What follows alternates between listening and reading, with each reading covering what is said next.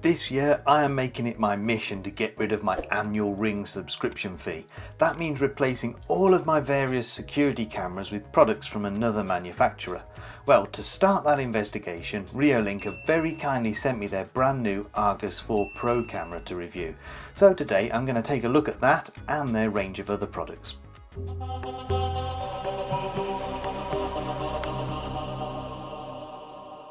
I have a number of Ring products around my house and they've been good to me over the years, but technology has moved on and the quality of the images they produce are not as good as their competitors anymore.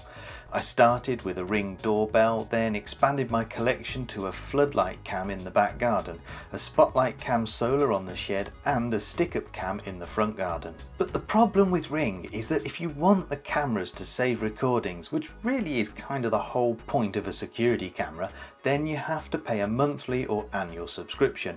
Ring have recently massively hiked their basic single camera subscription price, and it's only a matter of time before they hike the cost of the multi-camera one too. I renewed my subscription in April, so I have until next April to come up with a plan to replace them, and ideally using products all from one single vendor.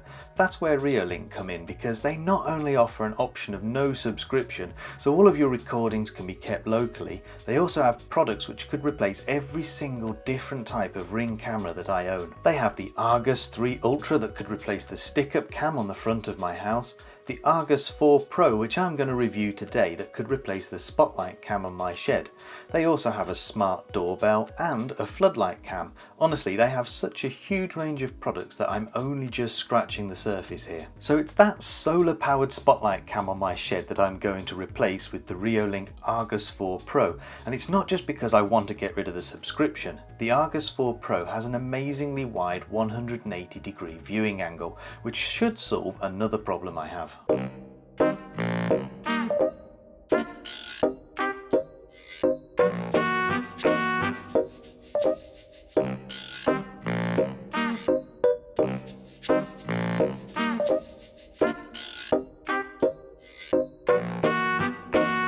Yeah, where did I go? I have a massive blind spot in my garden at the moment that an intruder could easily hide in. Just check this out. I have the floodlight cam located quite high up and pointing down, which gives it a good view of my garden, but it can't see around corners. Then I have the spotlight cam on the shed, which is angled so as it can see the gate at the side of my house, the back door and as far around the shed as possible, but that leaves a decent human-sized gap.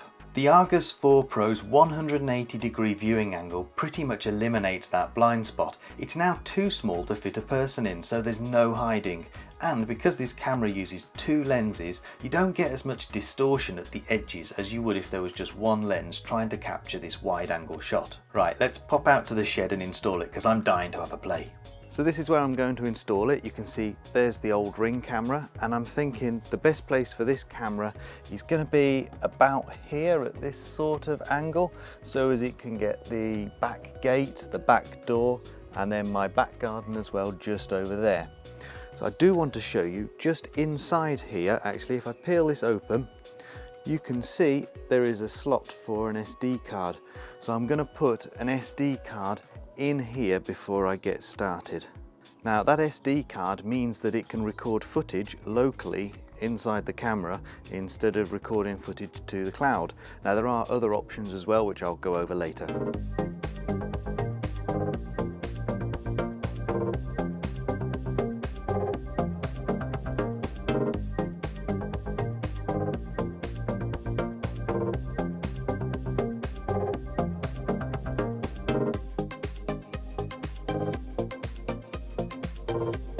Now that the camera's installed at what I hope is the optimal angle, I am going to have to install the solar panel, because it's a solar powered camera. Now there's something weird about this solar panel that I've never seen on it before. It's actually, I don't know if I can show you on the camera, it's sort of textured. There's like a bobbly texture to the solar panel. Now I've never seen that before, because the other sort of solar panels I use for gadgets, like this one for Ring, it's smooth. So what I don't know is whether this will collect dirt worse than other solar panels, or whether it's actually a really clever design to avoid that happening. I won't find out, I guess, for a few months of trialing this, but If it turns out to be a problem, I'll let you know, and if it turns out to be the most amazing invention ever, then I'll let you know that as well.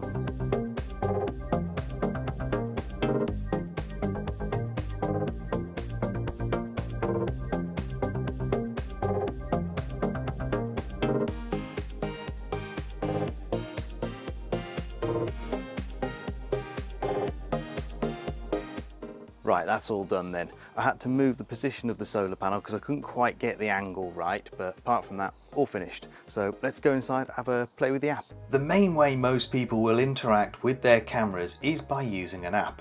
Ring have managed to get their app nearly perfect in my opinion because it is so simple to use. To find recordings from your cameras, you just swipe through the events and the videos preview as you are scrolling, which makes finding a specific event a very easy task for my whole family. So that's the benchmark that Reolink has to match, and you know what? It didn't disappoint me. Your cameras and previews appear on the main front page, and if you tap on one, it opens up and automatically starts the live feed. You can switch between high and low quality feeds by tapping on the little high-low icon here. Clear is Reolink language for high quality and fluent means low.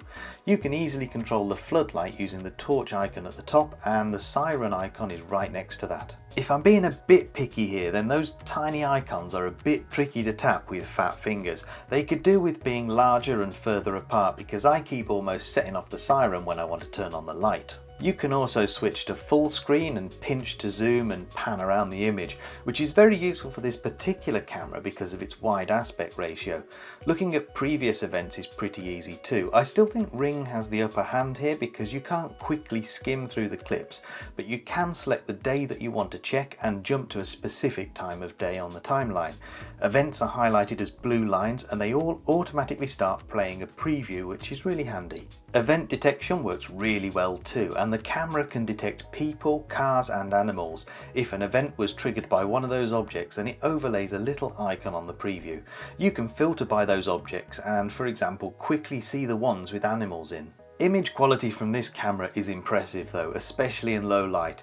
I know the specs claim that this camera had unparalleled low light performance with colour images even in the dark, and I thought yeah, that's just marketing, but wow, this camera has impressive low light performance. The Reolink camera was still recording the same events in full colour.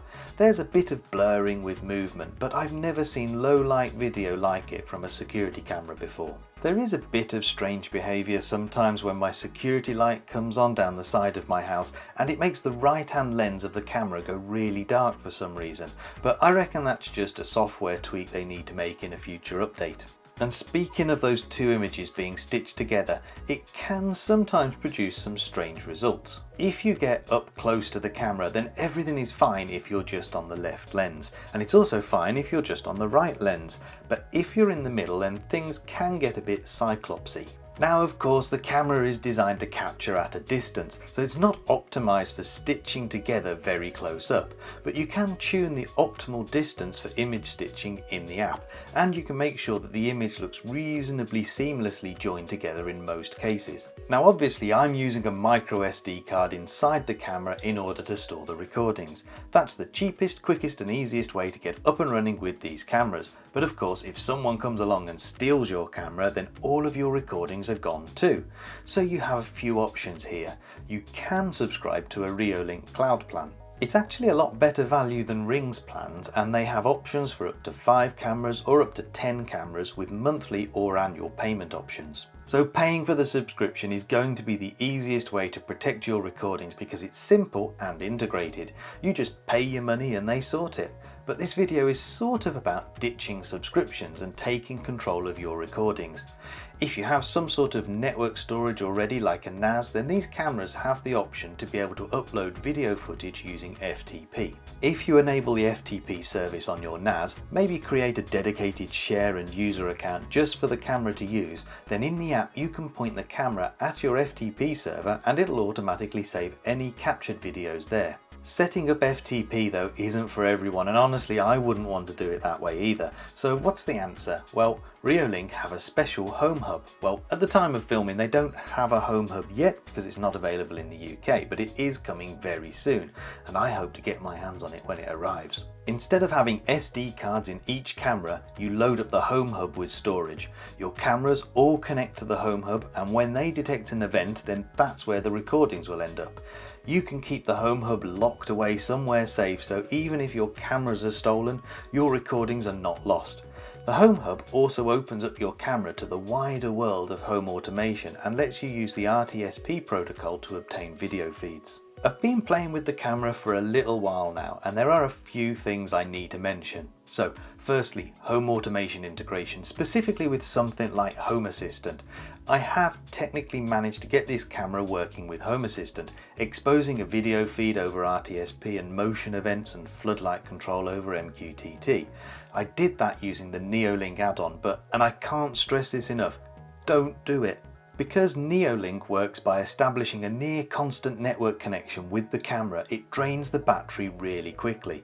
If you had Reolink's powered cameras then this wouldn't be an issue, but for battery cameras we're gonna have to wait for the Reolink Home Hub before we can start playing around with events and automations. The other issue I have is with the viewing angles. The Argus 4 Pro has an amazing horizontal field of view thanks to its dual lenses, but vertically it feels like I'm missing the top and bottom of the image, especially in the centre. I'm used to my Ring camera showing me a lot more of the ground and higher up on my house, but you can see here that it feels like the top and bottom are cropped. I guess that's the trade-off you have to make. It can't warp the images too much because it needs to stitch them together, but that means that each lens can't be too wide angle. Perhaps it's also partly down to where I've mounted it. Maybe if I'd been able to place it further away from the house, then it would have been able to capture more of the ground. Anyway, I hope you found this useful. If you'd like to find out more about the Reolink Argus 4 Pro camera, then I'll put an affiliate link down in the description for you.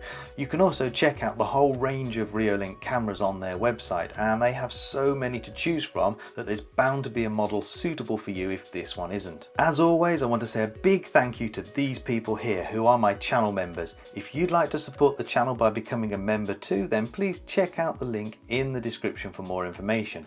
You'll get benefits like early access to my videos. Please also give the video a like and subscribe to my channel for free to see more from me. Thank you for watching. Goodbye.